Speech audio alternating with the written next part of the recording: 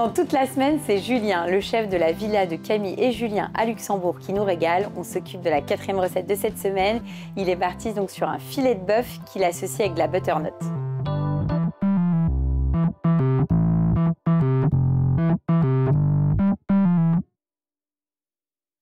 Donc là, Julien, on commence par quoi? Donc là, le butternut, Oui. on va réaliser la pâte à sel. D'accord. Donc composée très simplement, comme ça l'indique, de sel, blanc d'œuf et D'accord, c'est farine. activité manuelle en fait. Exactement. Et donc tu vas le cuire en, alors pas en croûte de sel, en pâte à sel, ouais. Oui, en croûte de Ok. sel, tout à fait. Farine. Donc là, Le tu as mis sel. quoi, 1 kg de farine? C'est ça, 1 kg de farine, pardon, 300 g de sel. Oui. Et l'idée de cette technique-là, c'est qu'en gros, le butternut cuise à l'étouffer dans la croûte, quoi. C'est un peu le principe. Exactement. Ok. En fait, il va puiser ce dont il a besoin en sel. Oui, d'accord. L'humidité, donc l'eau de végétation du légume, va rester à l'intérieur et va permettre de cuire le butternut. Et ça lui permet de garder tout son goût. Exactement. Et donc, tu as ajouté du blanc d'œuf. Exactement. On cuit comme ça, mais en définitive, dans l'assiette, tu vas le présenter comment? Et ben, il sera coupé et on va le travailler avec une fourchette. La pulpe, on va la travailler avec une fourchette, la monter au beurre. Et ça garde la chaleur. Hein. Donc, si tu reçois du monde à 19 h le soir et que tu le cuis à 15 h, il n'y a aucun problème. C'est même mieux. Ouais, c'est mieux. Et voilà, donc là, on a la pâte. C'est bon.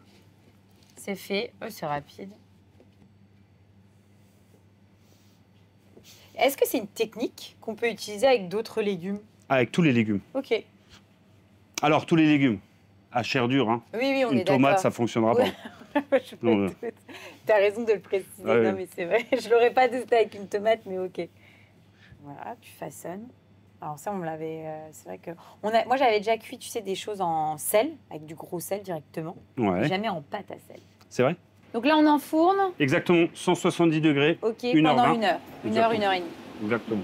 Et donc, tu en as préparé une d'avance et on Oui. va utiliser celle-là. Exactement. Donc voilà, ça donne ça. Ok. On va pas s'en occuper tout de suite, on va d'abord passer sur les châtaignes. Donc les châtaignes, on va les faire comment? Donc les châtaignes, sciure de bois, on va les faire fumer. Ok.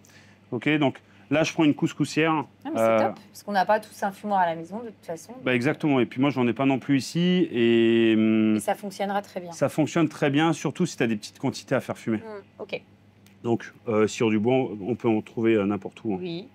Donc tu mets... Hop, et donc on peut le faire avec un chalumeau, hein, mais hop, il va prendre tout seul. Oui.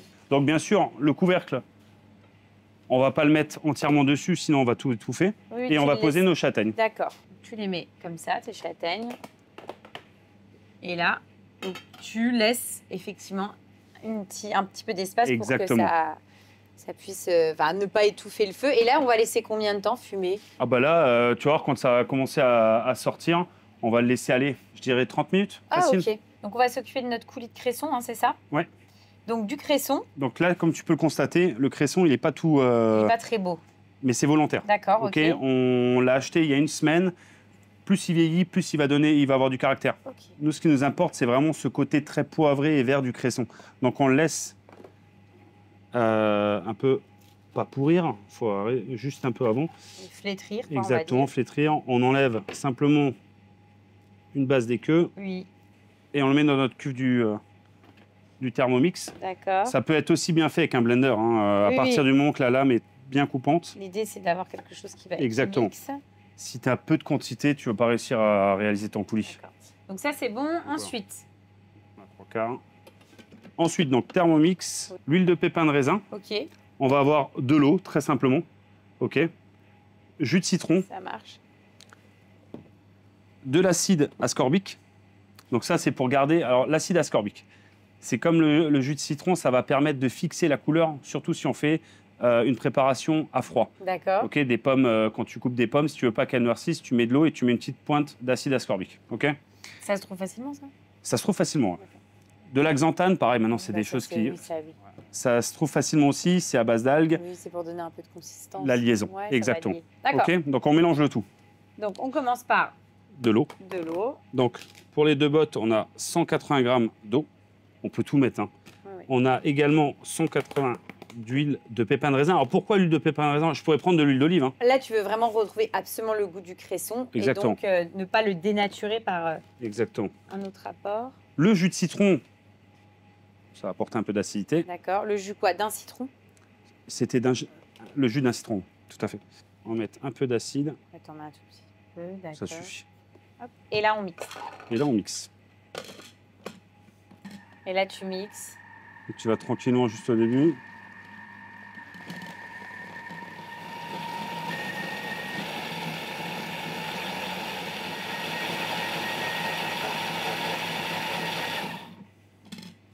Donc la xanthane. Oui, donc ce qui va te permettre de lier.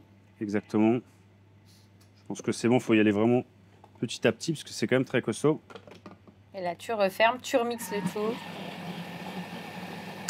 Exactement, pour que la liaison se fasse.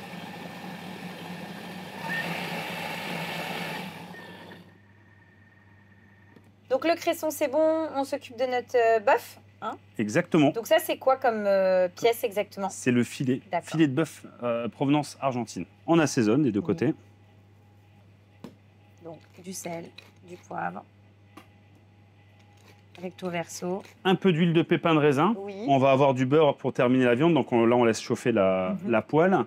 L'idée d'une viande, qu'elle soit rouge ou blanche, c'est toujours de la saisir. Ouais. Et après, on réduit le feu ou l'induction ou la vitrocéramique. Là, on est sur un morceau.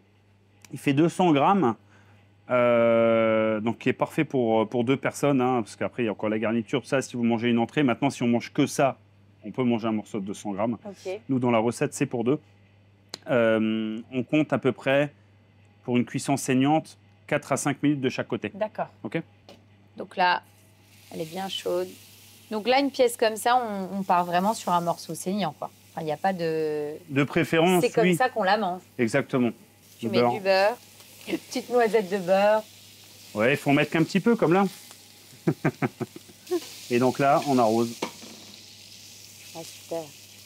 Une viande, pour qu'elle soit saignante, il faut qu'elle soit arrêtée. Enfin, il faut qu'elle soit à cœur à 46 degrés, pardon. À 46 à cœur. Voilà. Donc, il faut l'arrêter à 36. Elle prend toujours, lors de son repos, 10 degrés en plus. Ah ouais, ok. Et les poissons, c'est pareil. Donc, je l'arrête à 36, en gros, c'est ça. Exactement. Et je la laisse reposer. Donc, pendant que la viande est en train de reposer, on va s'occuper de notre courge. Exactement. Donc, je te laisse ouvrir le Kinder Surprise. C'est un peu ça.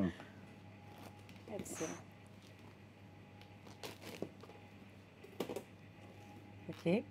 Ah ouais, super. Et on voit toute l'humidité là. Ah, tu vois. Ouais. Donc là, elle est bien cuite.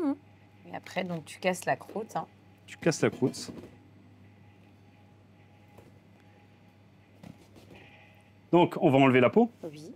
Donc là, on n'a plus qu'à terminer finalement notre courge parce que tu vas le faire quoi en purée? Enfin, ça sera exactement. Ça, en écrasé, on va dire ça comme ça. Là, on va, dans un premier temps, récupérer finalement la chair, l'assaisonner et après, on va dresser. Alors, tu pourrais le mixer, tu peux le passer au tamis. Maintenant, ce qu'il y a de bien aussi, c'est de rester un peu sur un côté très simple, naturel. D'accord. Donc, tu récupères ta chair. Exact. On écrase à la fourchette. Oui. Et ensuite, on incorpore un petit peu de beurre. Exactement. Tu vas tout mettre? Non, non, non. J'allais dire c'est temps pourtant. Parce que ah, là, c'est temps pourtant. Hein. L'assaisonnement. Oui. Alors, le sel très léger. Hein. Oui, parce que pour le coup, exactement. il y a quand même eu de l'apport avec la croûte de pâte à sel. C'est juste le poivre pour donner une petite note poivrée. On rajoute juste derrière la ciboulette. Oui, tu mets un petit peu de ciboulette. Oh, tu peux y aller généreusement. Oui. C'est pas dérangeant. Au contraire. Donc, on commence dans un premier temps une quenelle de butternut. Oui.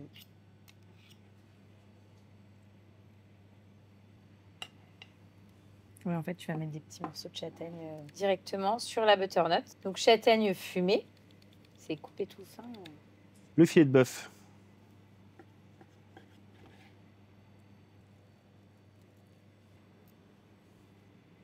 Et donc, on termine avec le coulis de cresson. Bon, bah top. On goûte? On goûte. Bon, on y va, on goûte. Allez.